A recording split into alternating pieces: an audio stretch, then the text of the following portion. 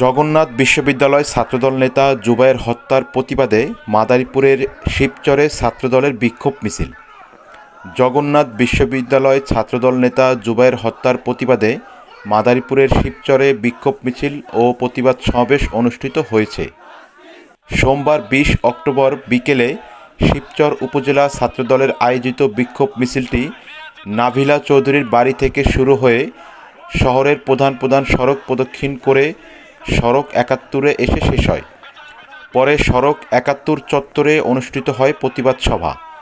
এ সময় শিবচর উপজেলা ছাত্রদলের আহ্বায়ক ইমতিয়াজ আহমেদ খান তুরাগ, সদস্য সচিব সাইদুর রহমান ব্যাপারী, যুগ্ম আহ্বায়ক নাঈম গোমস্তা, পৌরসভা ছাত্রদলের সিনিয়র যুগ্ম আহ্বায়ক বাঁধন খান, যুগ্ম আহ্বায়ক রাহাত মল্লিক, সরকারি বরহামগঞ্জ কলেজ ছাত্রদলের আহ্বায়ক জাহিদ খান সহ শিবচর উপজেলা, পৌর ও সরকারি বহরমগঞ্জ সহ বিভিন্ন কলেজ শাখা ছাত্রদলের নেতাকর্মীরা উপস্থিত ছিলেন।